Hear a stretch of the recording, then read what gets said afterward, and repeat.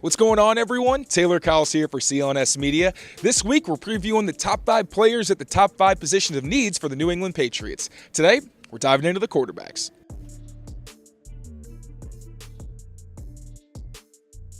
The Patriots had one of the worst quarterback situations in the entire NFL last season, and with reports indicating that Mac Jones is likely going to be on another team in 2024, it's looking like New England might go for a hard reset at the position. Now, it's pretty well established that they're likely going to go for a quarterback with the number 3 overall pick, but if they end up going that direction, according to Mass Live, it's likely going to be a 3-step plan where they accentuate the selection of that quarterback with the bridge option in the veteran market. Now, here are some of the options that they could potentially look for to help out their young gun. First up, we've got Vikings quarterback Kirk Cousins. Now, Cousins has been one of the better quarterbacks in the NFL over the past few seasons and was really on a tear last season before he suffered an Achilles injury in Week 8 that took him out for the rest of the season. Now, with Kirk Cousins being more of a pocket passer, I don't think the Achilles is going to be a big issue for him. That said, I'm not sure someone like Kirk Cousins would actually want to come to a rebuilding franchise like New England, and beyond that, he's likely going to be the highest paid quarterback on the market, earning somewhere north of $40 million. Now, while the Patriots do have a lot of cap space, and someone like Kirk Cousins could potentially put them in the playoff race, not only am I not sure that Cousins would want to come to New England, I'm also not sure that putting that much of your cap towards a quarterback with so many other positions of need would be the best option. So when it comes to whether or not the Patriots should or will pursue Kirk Cousins, I'm just not quite sold on it, and reports indicate that Cousins likely isn't a realistic option for New England. Next up, we've got Baker Mayfield, the former Cleveland Brown who played last year for the Tampa Bay Buccaneers after spending brief periods with the Carolina Panthers and the Los Angeles Rams.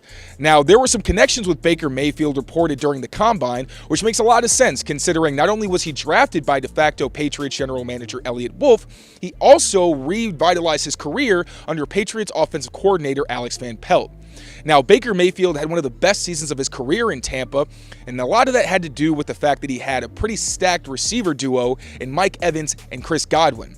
Now, the Buccaneers did use a pretty heavy dose of RPOs and play action to supplement Baker Mayfield, but he also made quite a few plays outside of structure and showed that he could potentially be a long-term option for a quarterback-needy team. Now, when it comes to the Patriots, apparently they're not even on Baker Mayfield's list of potential destinations, which, like Kirk Cousins, makes a lot of sense considering they are a rebuilding franchise where you're not really sure what the future holds. Now, I do think that Baker Mayfield would have been one of the best options for the Patriots, as it would have given them the flexibility to trade out of the number 3 pick and potentially get a big draft haul and address other positions of need.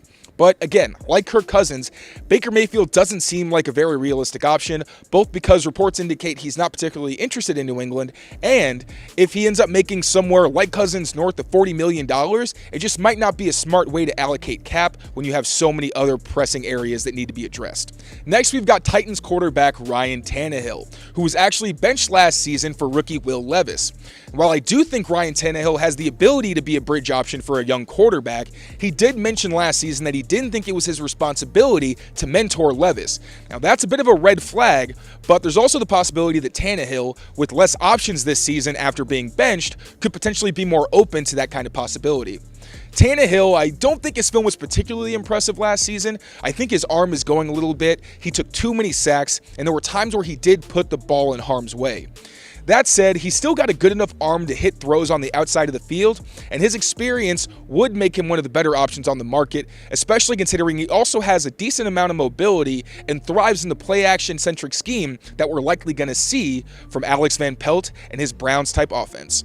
Next, we've got fan favorite Jacobi Brassette, who played for Alex Van Pelt in Cleveland back in 2022 and spent last season with the Washington Commanders. Now, Brissette's someone who worries me a bit if you're talking about someone who might potentially play an entire season, as he has battled injury and actually missed last season when he was supposed to start late in the year. That said, when Brassette did go in and play, he was very impressive and really was the kind of quarterback you'd like to see for a team like New England, who's trying to retool and could potentially want their young quarterback to sit either half or maybe the full season. But again, I'm not sure Brassette as an older player would be a good fit if you wanted him to play the entire year.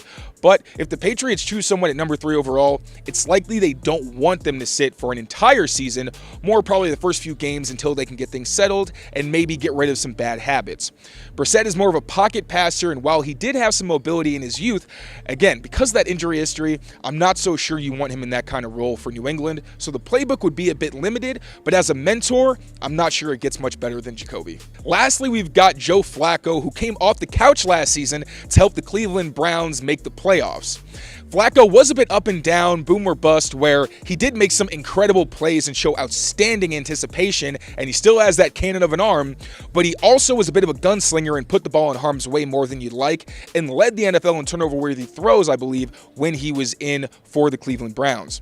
Now, Flacco, like Brassette, is someone who's on the older side, and I don't think you'd really want him as an option to start the entire season, but reports indicate that he'd be open to being a bridge option, and because of his experience in Alex Van Pelt's system, he's a pretty straightforward guy who could fill in that role, assuming the Patriots don't want the rookie to sit for the entire season. Now, I know there's been a lot of buzz about Gardner Minshew, the Colts quarterback, because he was able to step in last year for Anthony Richardson and even got a Pro Bowl nod as an alternate. But looking at Minshew's film and the stats, I'm not sure he's much of an upgrade over Mac Jones. He put the ball in harm's way a lot, made very few big-time throws, and there wasn't a lot of production outside of the RPOs and play action that made up a huge part of his dropbacks. So I understand from the perspective of his accomplishments last season why Minshew would be an interesting candidate, but for me, I just don't think he's a great fit. Testing my skills on Prize Picks this season is the most exciting way to play daily fantasy sports. If you have the skills, you can turn $10 into $1,000 with just a few taps. Use the code CLNS for the first deposit match up to $100. Pick more, pick less. It's that easy.